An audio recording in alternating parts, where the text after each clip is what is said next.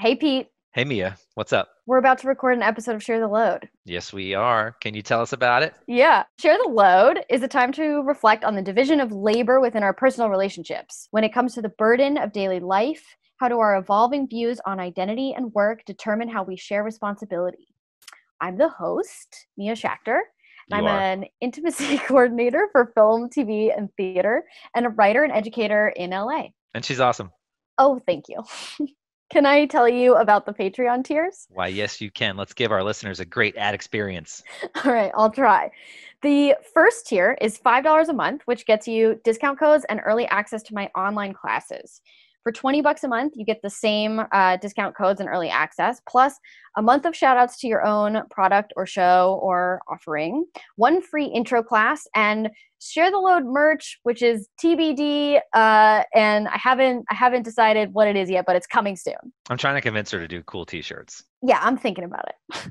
The tiers get better from there. There's a $10 tier, a $50 tier, and a $100 tier. And right now, if you become a subscriber, you'll be helping me get a better microphone, which I hear is really important. It's real good. It's real good for a podcast. Yeah, that's what I hear. Well, all that's super cool. And if I didn't want to be a subscriber, which I am, how else could one support the show? You can write a review on iTunes, on Apple Podcasts, which really helps direct other people to the show. It improves SEO, from what I understand. You can also share about it on social media or share it directly with friends who you think would enjoy it. Yes, please share. And we thank you for it. So I think we should start the show. All right, sounds good.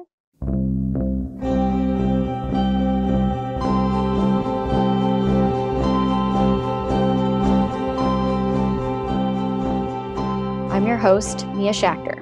I'm an intimacy coordinator for film, TV, and theater, and a writer and educator in Los Angeles. Kamra Sadia Hakim is back. Kamra founded Activation Residency and was on the show a few weeks ago. Hi, Kamra. Hi, Mia. I can't believe it's only been a few weeks. Only a few weeks. Can you believe that? No. I've never seen time change so quickly ever. It's almost as if we're going through like a wormhole or something. Yeah, exactly. Yeah. Exactly. Yeah, we're like light speeding toward whatever the future is. I'm kind of into it. I am too. I mean, my brain is like just on fire constantly I'm learning at a much more rapid pace than ever in my life, and and getting, faster at thinking and forming opinions and trusting what I believe. I've never experienced this before. It's beautiful. And also just to sort of see, for me, I'm having this parallel experience where my circumstances and my environment are changing just as quickly as I feel like my gender is changing. And Whoa. So I'm having internal experience where I'm transitioning as a trans person, and then I'm also having this external experience that isn't necessarily binary, but more of spectrum, and that it's also changing just as rapidly, and so yeah, I don't know, I feel like my last episode was very much me talking about sort of jumping off of this platform or this this stage or this trampoline, and I feel like where I'm at now is I've jumped and I'm in the air, and I'm I haven't fallen come back down, but it's that shift in energy between the bounce and the jump up and the coming of back down. I feel like I'm kind of in that liminal space in my life, and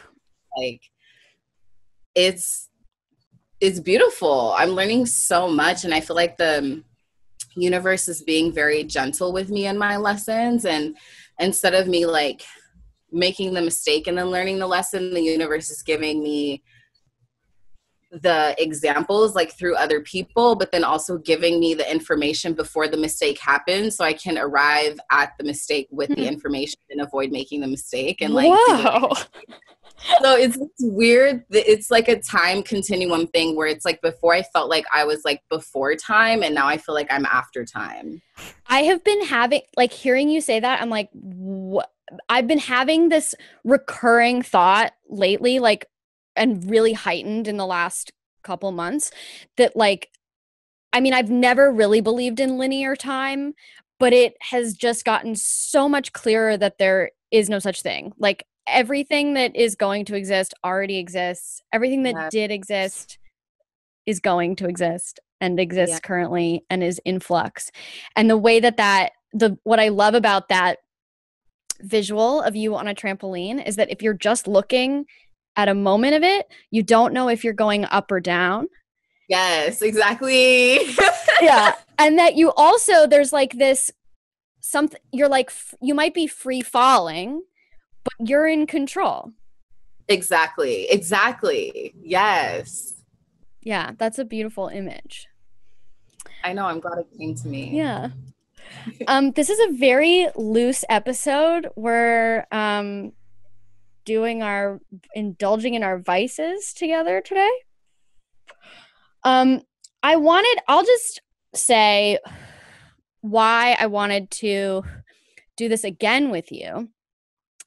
The moment that we were in when you were on the show before, well, the moment, like, historically, but also B, the moment, like, in our knowing each other, was really different. And we're now, like, working together on a lot of stuff, but there's been a lot of, like, since our first episode, the whole concept of the work and labor has, like, turned inside out and taken on not just a different form, but like so many new forms.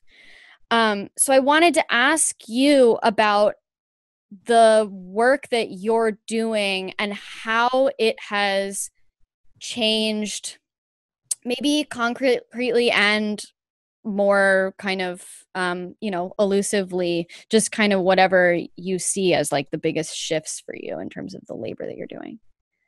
Absolutely. So I love talking about this because I feel like there's just such a very like clear answer for me and how these shifts have happened and continue to happen. And right before George Floyd was murdered, we did the podcast. Yeah. And so that was pre-Respirus Resistance, pre-Farming Futurity, pre all of these like initiatives and projects that I started for activation. And so I almost can't even remember what kind of headspace I was in about activation, but I knew I had to do something. And so that next week after George Floyd was murdered and folks were like, rapidly mobilizing and responding through protests, I was like, I still don't know like what my lane is, but I know I have a lane and I know I need to figure out what that lane is. So I organized really quickly, got a lot of supplies put together, went to a protest in Flatbush and set up a station for folks to like come get snacks and first aid things and just like general supplies that you would need at a protest. And after we gave out most of the supplies, we started marching. And we're marching in Flatbush. And this moment comes to me where I like have this like introspective experience and like all of the spirits and ancestors that live within me were just like, I can't believe we're still marching in 2020. And I just like broke down in tears and I like could barely hold myself up because I was just sobbing. And I was like, these are not just my tears, like these are tears of people who have been doing this work and are so fucking exhausted that like now this work has to continue to be passed down.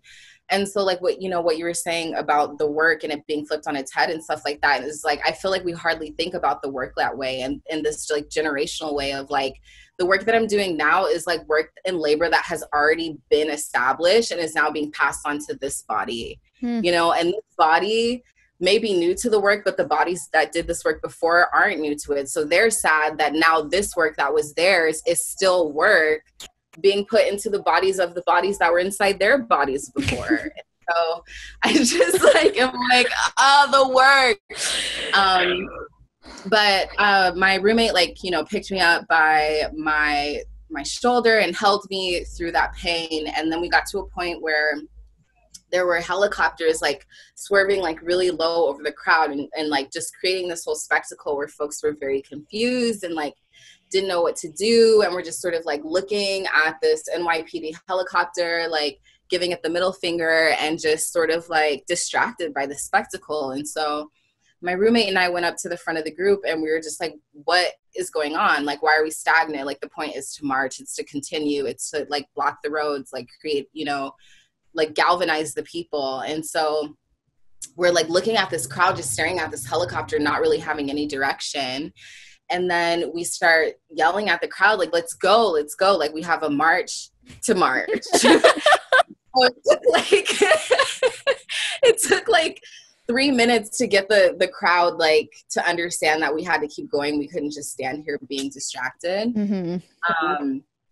And after that, we had walked for about 20 minutes. And then we had a guy come up to us on his bike and he was like, where are you headed? And we're like, we don't know. This isn't our protest. Like, we're just marching through the streets for freedom. And then he was just like, oh, wow, well, there's like 10,000 people behind you. Like, you're leading these people. So I just need like answers on what the route is. And like, it had just like clicked in me that moment that like I had like naturally like fell into this leadership moment that actually wasn't designed for me because I didn't plan that protest, nor did I know any of the organizers.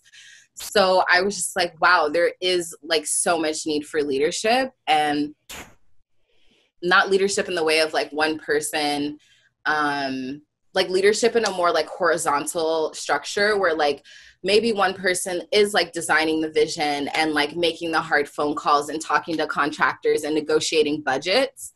But that doesn't necessarily mean that like there's like a hierarchy there. Mm-hmm. And so after that protest, I was just so exhausted and so emotionally drained and like felt like I didn't really have like the resources in that moment to recover from that experience. And I was just like, okay, like leading protests isn't my lane, but like care as the revolution is my lane.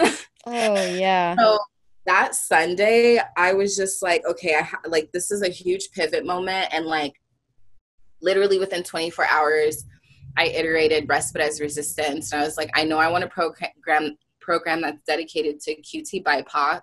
I know I want it to be centered around respite and rest and care. And I'm just going to like put those two things together and make it happen. And I remember that night, like I wrote out the Instagram post for it, which by the way, Instagram has really helped me flex my writing skills, I will say. I know. I want to talk to you about that too, but I don't want to derail you. Totally. So I had this like one moment of doubt where I was like, dude, like you haven't even like piloted this idea with friends. Like you didn't even like get like what are you doing? Like, this is like really risky to just put this out here and like ask people to fund this project that you literally just ideated in 24 hours. But then I was like, this is needed. People need this. So I just told that doubt to hush hush.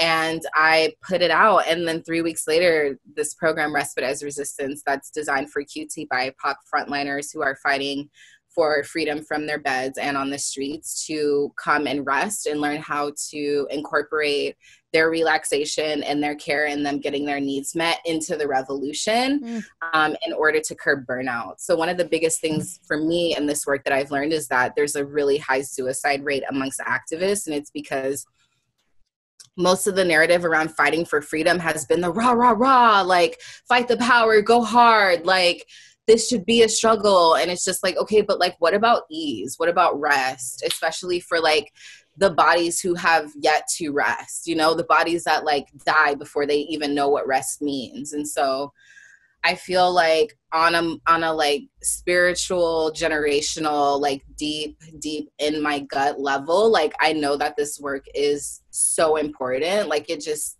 there's no question about it. And the fact that, you know, $50,000 was raised in 3 weeks to make it happen speaks to that.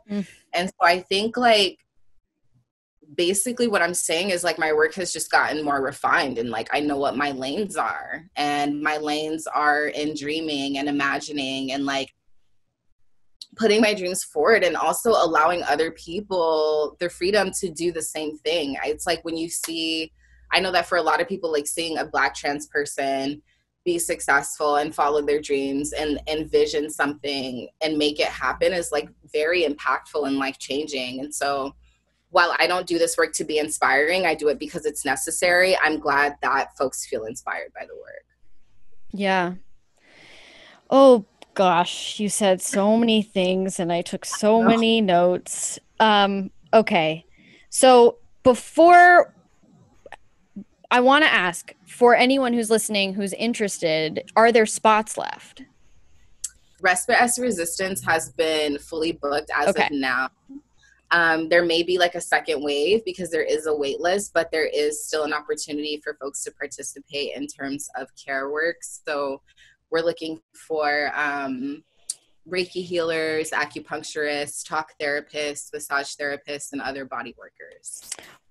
Also non-white. Also non-white, exactly. Cool. I also wanted to point out that you said that you iterated Respite as Resistance, but you also alliterated it. I'm going to tell my dad that I made that joke later.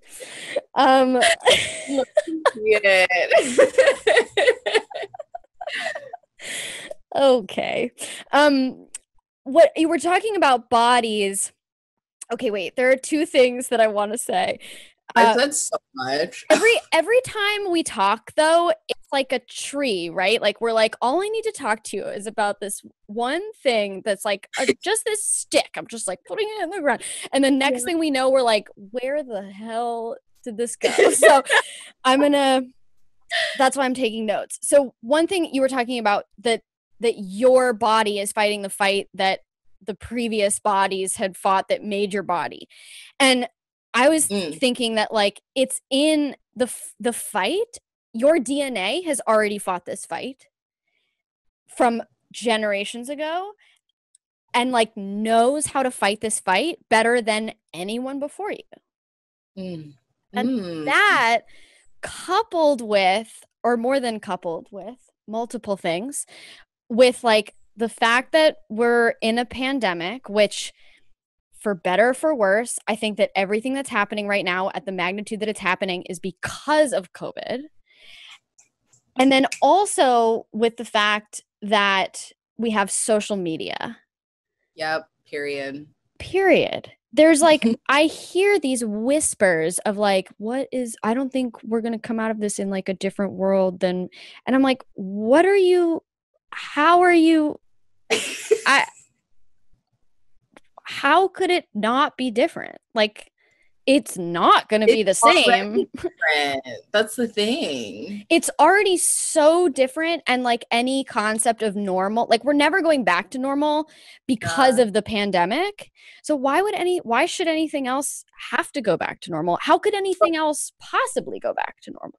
Also, why is that the crux of the conversation? Agreed.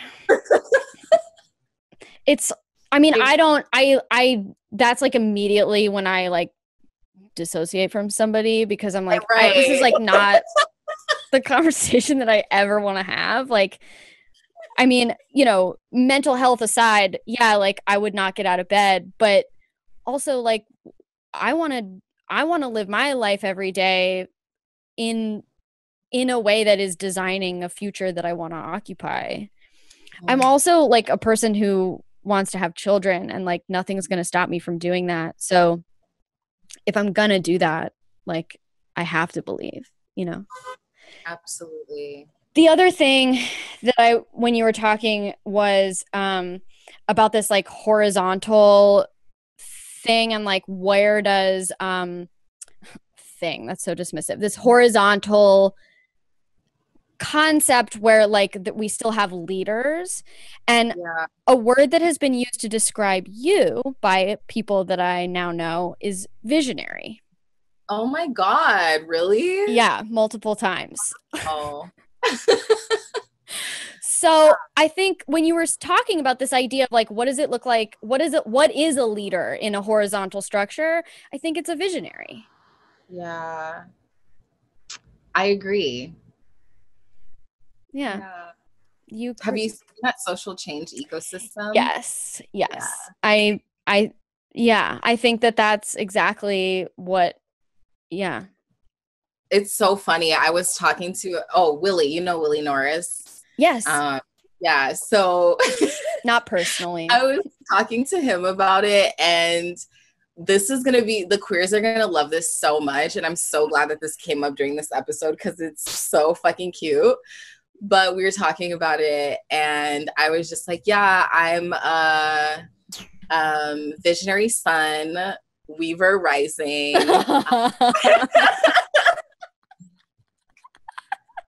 Wait, now she has to make one that's like how it fits into the zodiac. Like, it was so good. It was so good. There's gotta be, I mean, yeah, like my zodiac knowledge is like really lacking, and in the last few months it's become really clear to me how much that actually makes me like I'm like missing a huge chunk of knowledge that so many people in my life talk about so much, and I'm kind of like, I don't get it.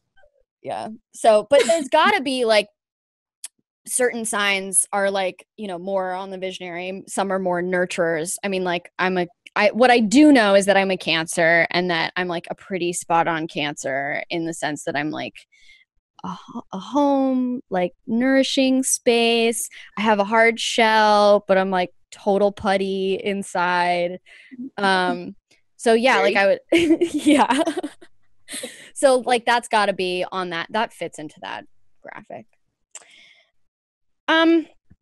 Okay, next question. How has your self-care labor changed? Ooh, oh my God, that's a great question. I've definitely doubled down on the self-care. Like I've gotten very excessive with it, but in a way that's very necessary. Like I don't know if it's the eclipse or what, but these past few days I've been super, super, super tired. And instead of like fighting that exhaustion, like I've just been laying down, and I'm like, you know what? It's totally okay that I laid down for 5 hours today, because I literally worked like Monday to Sunday the week before. So like laying down for one day is totally fine. And I've had to become very regimented with my care, because the way that the work is happening is that I'm waking up earlier now because I'm just like, oh my God, there's so much work. And like, I'm going to be, on a parcel of land that I have to like learn to love in less than 30 days.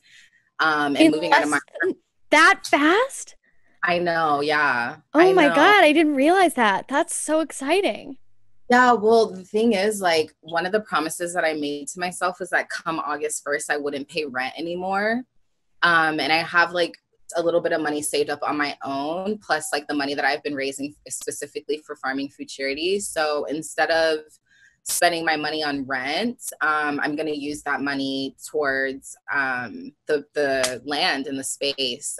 So the plan is to leave my place in Brooklyn, move upstate, live on this land. I'm getting like a geodesic dome built as a temporary structure to live in while my house is getting built. And then I have like friends, like architecture friends and contractor friends, who are going to help me build an outdoor shower and kitchen so that I can get by until winter, because that's about how long it's going to take for the first house to be built. So I don't know. That's another thing too, just like this acceleration of dreams. I'm like, but what am I really waiting for? Like, yeah. So I kind of lost my train of thought. It's okay. I was talking there. Okay.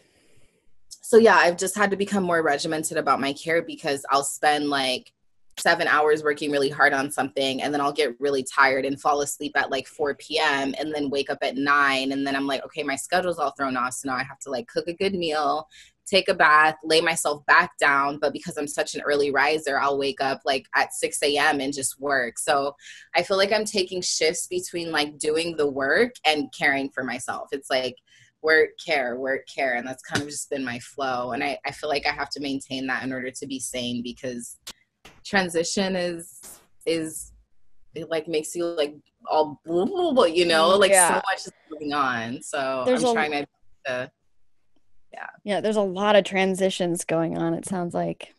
Yeah. I have a question though about what you just said, because I wonder, do you think that it's beneficial to think of the self-care as part of the work, or does it have to stay separate in order to kind of like resonate as care? No, it 100% is the work. It's so funny that you asked that, because I was thinking about that today, because I've been thinking about this a lot just because it's been my schedule. And I'm like, I was in my head having a conversation with someone, and I was like, rest is also the work. It's become this like fluid cycle of like, the care becomes like the food for the work. Like when I like, the care is sort of like my nutrition and like my fuel. And then I like consume the care, and then I have the energy to continue moving the work forward. Yeah. Yeah. Yeah. I guess there's no, if I were to try to think about it as two separate things, that would come back to like dualism, which I don't believe exists. Ding, ding, ding. One of the first things I feel like I learned from the wheel. Yeah, right? I know. I can't even begin to tell people how much I love the Wheel of Consent. I have a question for you. Great. How have you witnessed the work transform since our first episode and knowing me till now? Like for me personally, or how have I seen it around me? How have you seen it in relation to activation? Oh, God, I feel like I don't have anything to compare it to. Yeah, that's true. Like I kind of was like, this is what Kamra does, you know? That's so true. Yeah. But also I didn't realize that respite as resistance was like, that this was the first time and that it was a brand new idea. I thought it was more like a recurring thing. What I do think I've seen that's been, well, so here was something from our last episode that I thought was really interesting to circle back on. Before George Floyd was murdered, you posted about your student debt. Mm-hmm. Yeah. And that is also part of the evidence for me that linear time does not exist, because you knew somehow that was what was next. Yeah. Like everyone was going to start funding Black people and paying back their debt and seeing it as direct action and reparations. Yeah, absolutely. What do you think of that now that you did that like 6 weeks ago? It was when I was writing out that first post about respite as resistance, and I like specifically used the language like, this is what we're doing and white people are going to pay for it. Like just like vocalizing that and typing it out, I was like, this is it. Like I just knew. I was like, this project is going to get funded, like period, point blank. And it was sort of just like a reverence and a declaration and a like, not even a ask and you shall receive, but like a, you didn't ask, demand, yeah, you know, demand, and like period, like these are my demands, and that's just it, you know. And I feel like demands are something that have become more prevalent in my life the past few weeks, especially like in relation to community care and community accountability, and centering the demands and needs of the survivor and things like that. So to see, I don't know, to sort of like get serious about my demands early on, I feel like set all of my dreams and all of my projects up for the support that they really needed to thrive. Today's episode is brought to you by me. I teach boundary and consent classes on Zoom on a sliding scale. These offer a framework for us to practice the language of consent and find and communicate our own boundaries. I also do one-on-one sessions privately. I'll let Euphomia share her experience with you. Doing boundaries and consent work with Mia has been one of the most transformational experiences of my life. I remember when I began this work with her earlier this year, I was terrified. I didn't really know what to expect and was scared that I was going to make a fool of myself. And I'm so glad that I went, because it's nothing like that. One of the most powerful things Mia ever said to me was that doing this work gives you the ability to understand yourself and to then give the gift to others to not cross your boundary. And it's been so rewarding and so amazing, and I've literally recommended her to everyone I know. She's a remarkable person, and the work is so individualized that I truly believe that everyone can get something out of it. Thank you, Euphomia, for that incredible recommendation. You can find the forms to register for class or book a private session through the link in my bio on Instagram at Mia Schachter. And on with the show.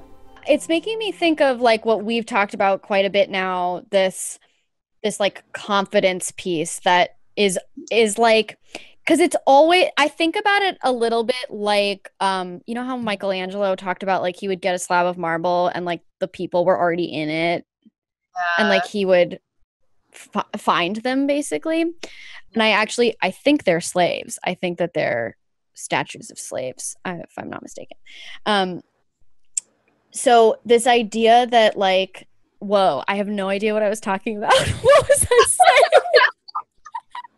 Wait, the confidence thing though, I have a really funny story about confidence. But Okay. So this is like I don't, my guess is that you don't, there's no moment where you were like, now I'm confident enough to make demands. It was a very organic, like step by step thing.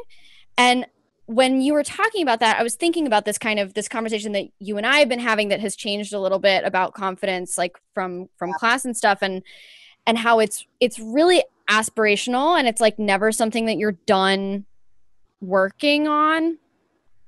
And when I heard you say that you made a switch from asking to demanding, that, can you talk about like how confidence plays into that for you?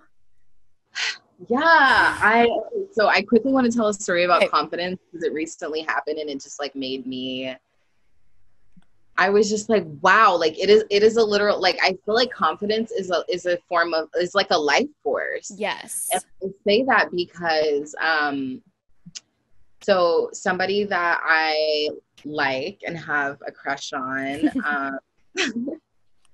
I saw this post. I have two crushes. Okay.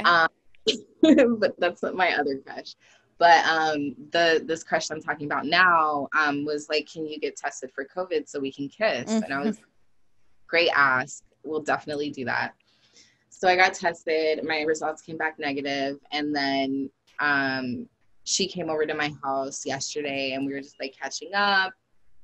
And we were kissing, and then like in my mind I was like, okay, like I want to like kiss her with confidence. Like, ooh. I just want, like, I'm just like gonna kiss her like I know what I'm doing. And I did that, and I was like, that was the best kiss I've ever given. Like I just felt it in my kiss that like I had like kissed her very well. And like it was just like I love that.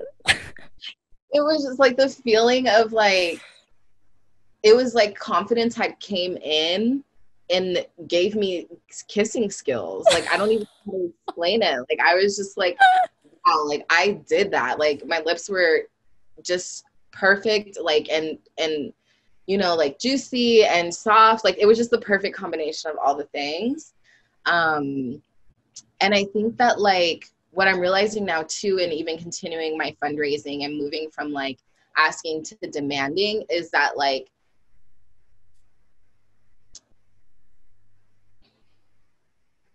I lost my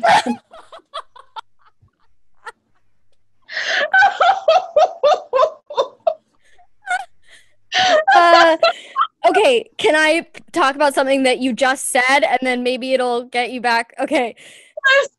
So, as you were saying that confidence came in and gave you the ability to do that, what I was hearing was, well, what I was envisioning was like, confidence is this like goddess being that came over and was like, this is how you do it. And then you did it. But what was also coming up for me was that that's still you not taking ownership over it, right? Oh, shit. Oh my God. Yeah, wow. like that was just you. Wow, we love to see it. I even had a whole moment where I was like, I was not this good of a kisser before quarantine. Like something has shifted, and because we're in touch with our intuition now more than ever. Like I really believe that that's true. Yeah, and I think also too, just like this whole, for me, like the movement for protecting, uplifting, and defending Black lives, like particularly Black trans lives with the work that I do, is like, I'm at the point where it's just like, you're either about that or you're not about that. Are you quoting Ricky right now? At first I thought he was talking about the movement, and then I was like, oh, he like someone broke up with him. But it's tea, and it's like there's so many contacts. Yes. Either you're about it or you're not about it. Yeah. And so for me, it's like moving into a space of like having a confidence to demand. It's like my life more than matters. Like my life is sacred, and like that's all I need to demand stuff. Period. Point blank. You know what I mean? And so I think just, you know, the fact that I've been doing this work since 2018, the fact that like there's already been such a like beautiful community surrounding it and believing in it and being like this, like I feel like activation was the work before the work was the work. You know what I mean? Yes. And so and the body in my body from the bodies that made my body.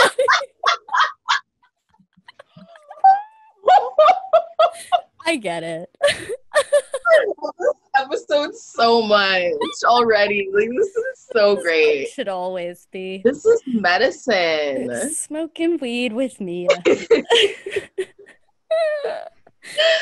What you're saying though about the work already, like, I think for me,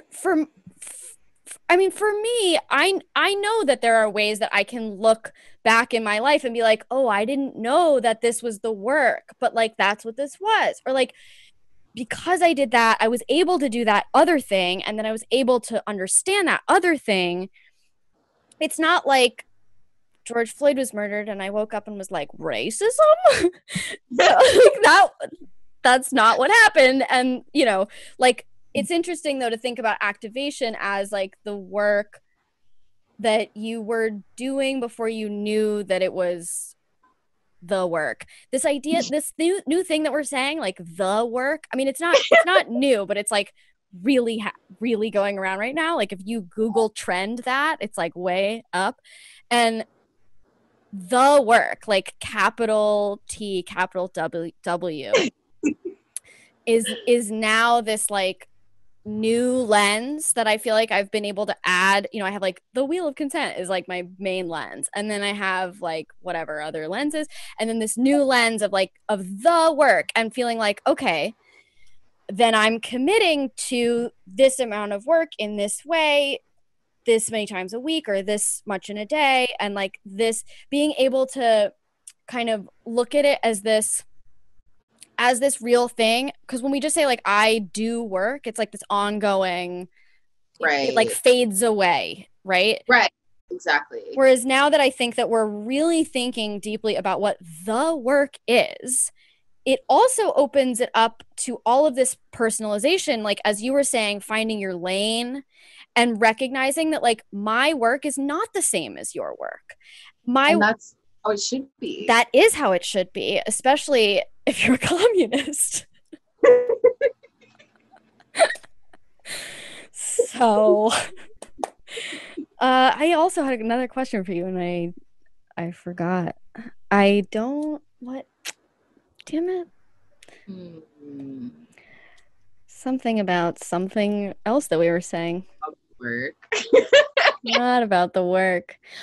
Oh, it was about I don't know.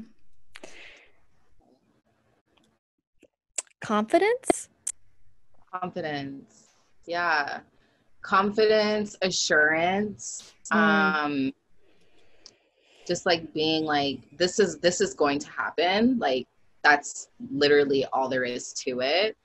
And also just like nudging those fearful voices. Cause like I've had to do a lot of like the confidence building that I've had to do lately is like nudging those like fearful voices that appear as like, you know, like a fast beating heart whenever the architect is like, let's jump on a call and make plans. And I'm like, but it's too soon, but I'm not ready. But you know, and it's just like, no, like this is your dream, you know, like it might be scary, but it's literally just overcoming that feeling of fear is also confidence. And I feel like a lot of the moments that I've either retreated or stepped back or didn't push forward or was insecure was because of that feeling of fear rather than actually having something to be afraid of. You know? Yes. I'm seeing a tie that I would like to tie. 2 loose strings that I would like to tie together. How's that? Yeah. So when you were talking about self-care, hang on. If I don't write it down. Okay. I'm not even going to have Pete edit these out. So, okay, wait. There's actually 3 ties. So one thing that I was thinking about was at the beginning, we were talking about how everything is moving so quickly in this like incredibly galvanizing and exciting way. Our brains are on fire all the time. And we're like learning at such a rapid pace. I was saying before we started that like I release a podcast 9 days after I record it and it already feels outdated and like it, quite frankly embarrassing, where I'm like I already like I completely disagree with what I said. In my mind. Yeah, I would never say that now. Which, as you know, is something that I am starting to try never to say. But everything is speeding up. But then with COVID, we're having to slow down. So the way that like you had to get a test in order to kiss somebody, right? Like there's these beautiful ways that we're slowing down at the same time that we're speeding up in all these other ways. And it's making me feel so much more in control of like being able to maintain my boundaries and to understand what they are and actually check with them because I'm not rushing. Period. And then at the same time, like raising my bar for who I'm willing to share myself with, because I just don't, there's like more labor now that I don't want to do in my intimate relationships. Like if you're not in the fight, like I'm not going to date you.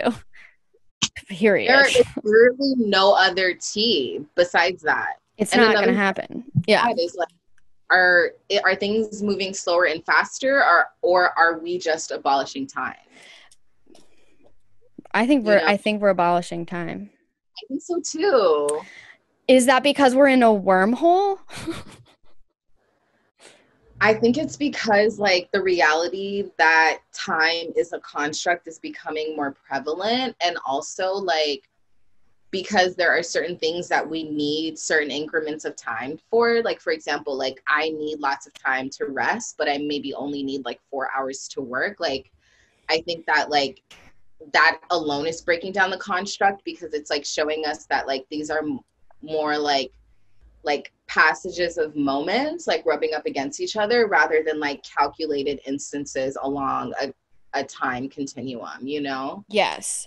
Okay, so this is yet a new tie that I'm gonna now tie in to the other ties.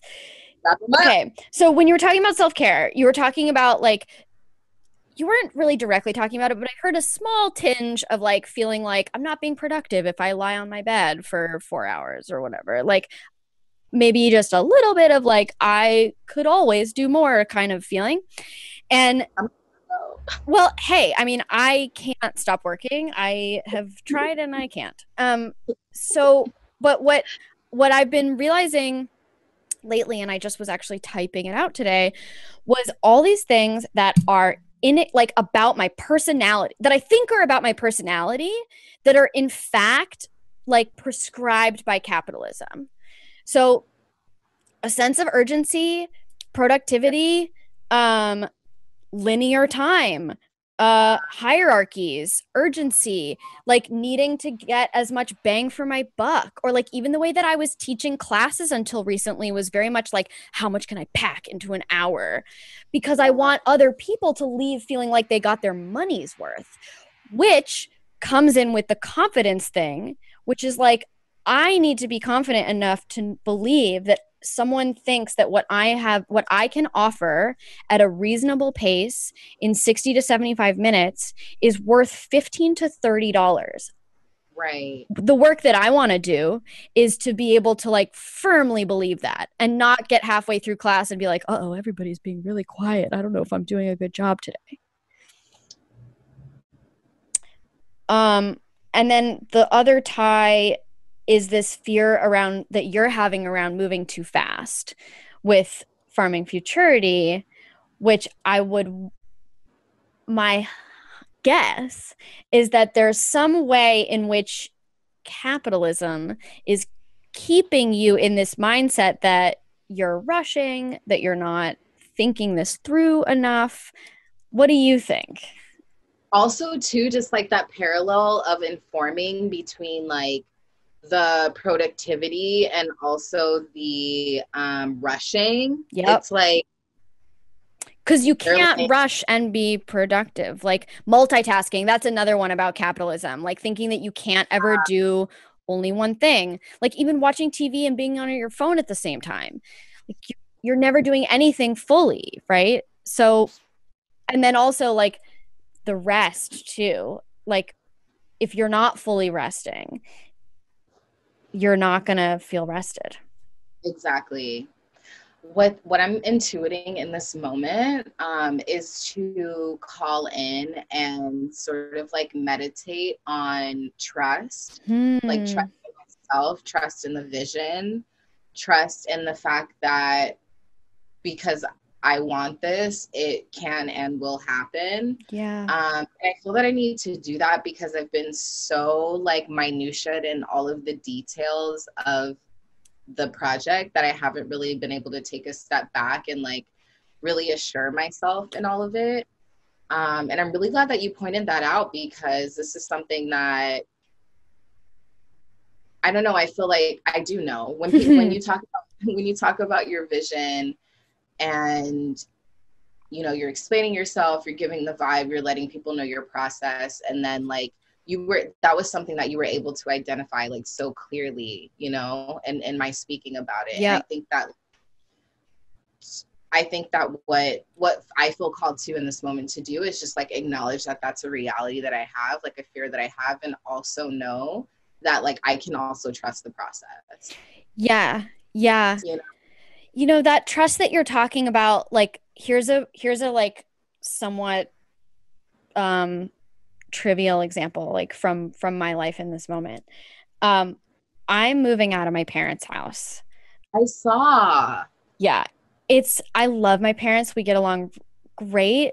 But I'm turning 31 years old and I need my fucking privacy. And I was literally, my dad doesn't listen to this podcast. Here's in a nutshell why I need to move out. I was watching TV in the family room last night, and my dad was like wedged into the corner of the couch, like scooted all the way down, falling asleep with his legs like bent, propped up on the table. And they were like falling over, and then he would like jerk himself awake, and then they would fall over the other way and he would jerk himself awake. And I just was like, you have to stop doing that. You have to stop doing that. And then Kamra, he farted.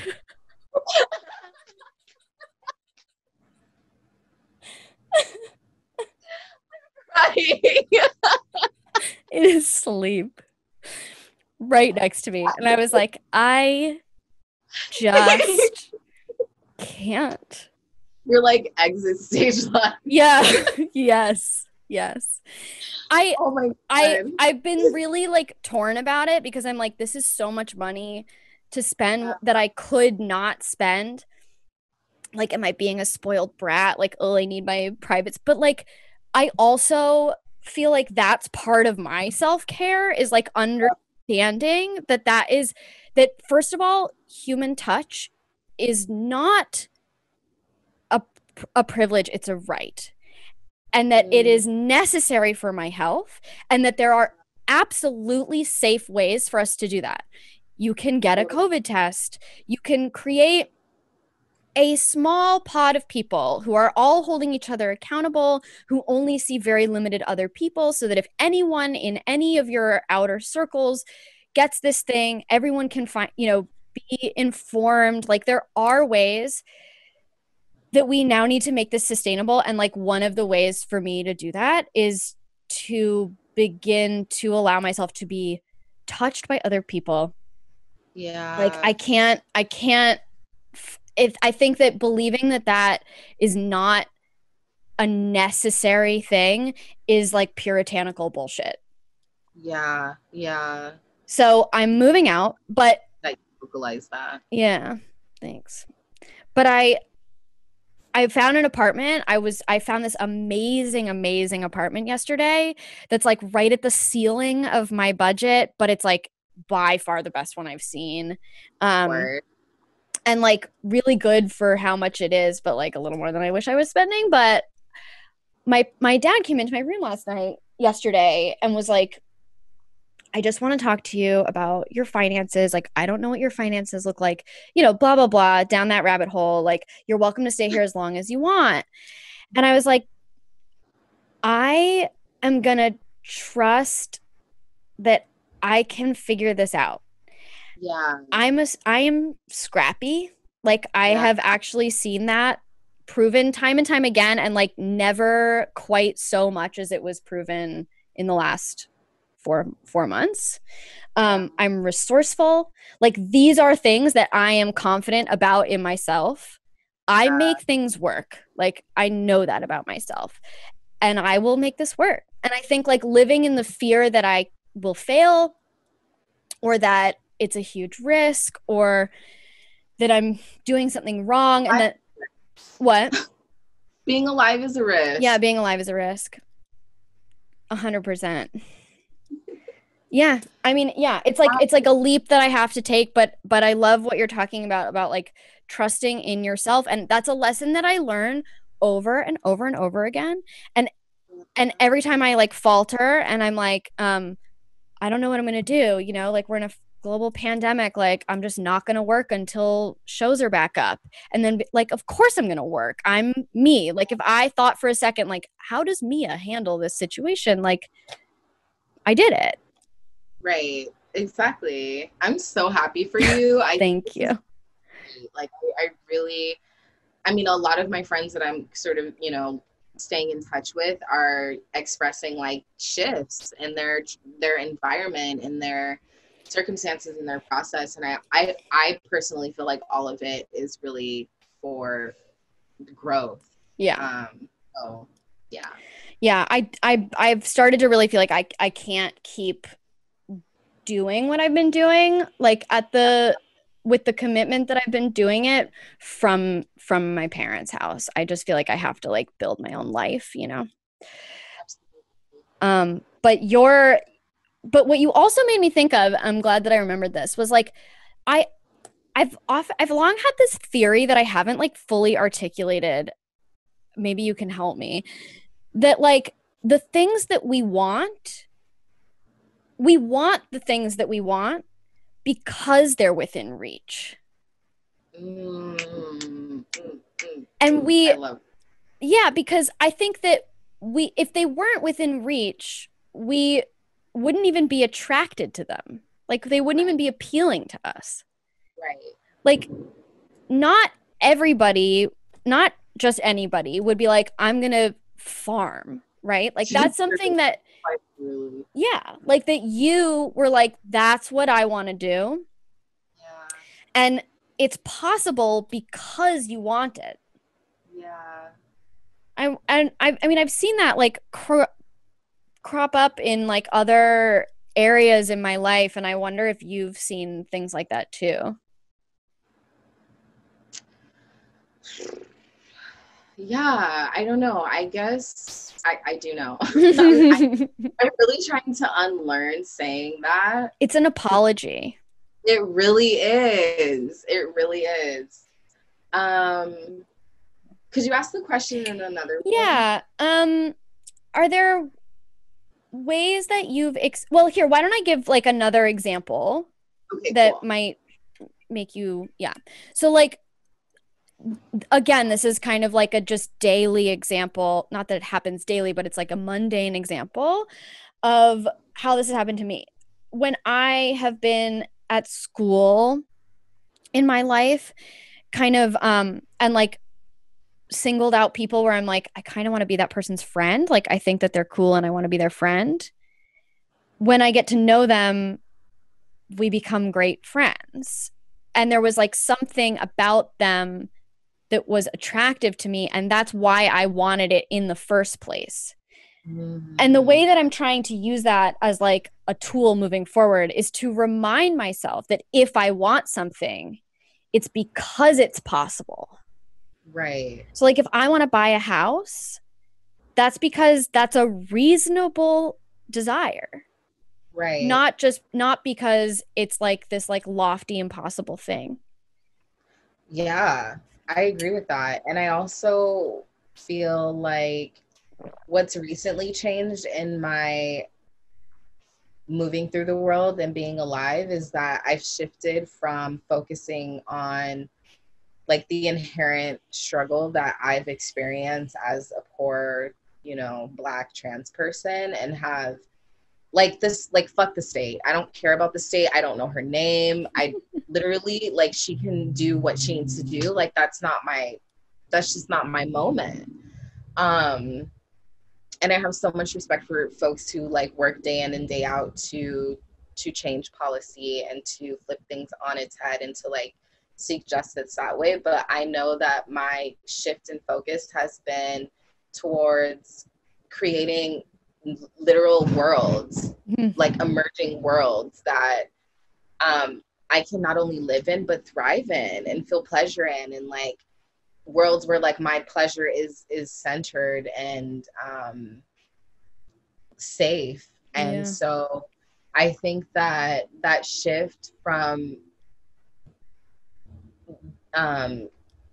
being like consumed by and in a system that seeks to destroy me towards like rejecting it like fully and just being like, I'll sign the documents and do my taxes, but other than that, like you're irrelevant to me.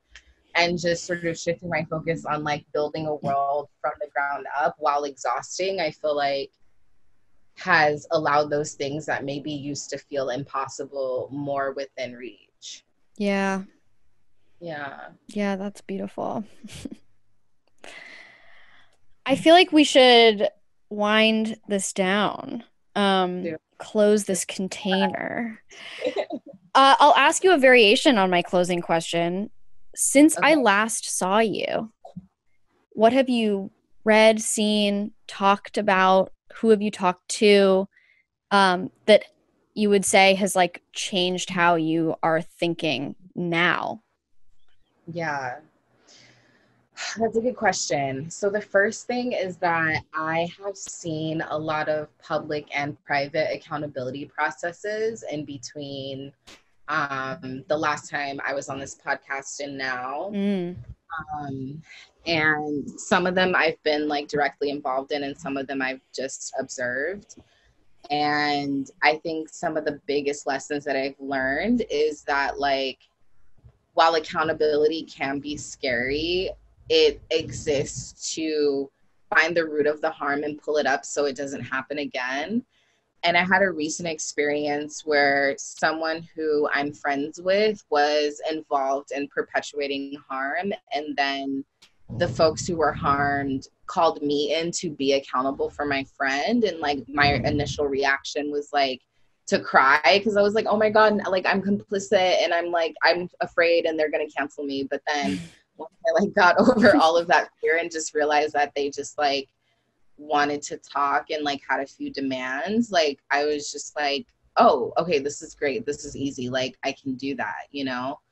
So I think that like my confidence in being able to handle conflict and hold accountability processes has increased by like 3 million%. And I've gone from being like a quaking, screaming baby about it to being somebody that can actually take steps to center folks who have been harmed and like ask the right questions, which I feel like is just an essential skill for any adult. And a resource that I would recommend to build those skills would be this book called Fumbling Towards Repair. Yeah. I actually have it right here. I haven't fully started it yet, but it's something that as a facilitator and person in the community who is, you know, in the business of like creating spaces, it's really important that I like equip myself with those skills and those experiences. And you know, like, yeah, it just goes back to that whole like the revolution starts at home. Like if you're not right with yourself, like how are you going to be right with your community and the world? So yeah, I'm so glad that we did another one of these. Me too.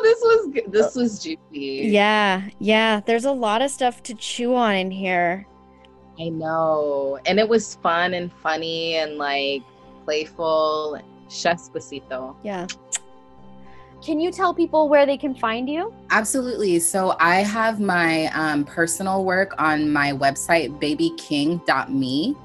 And then if you want to learn more about activation, that's activationresidency.com. If you want to follow me on Instagram and see what I'm up to in my day-to-day, I am Black Queer Baby. And if you want to keep up with activation on Instagram, it's just Activation Residency. I'm on Instagram at Mia Schachter, SCHACHTER, and you can follow the podcast at Share the Load Podcast. Special thanks to Pete Ziarto at Director Pete on Instagram for recording, editing, and producing help, and to Tyler Fjeld for the music.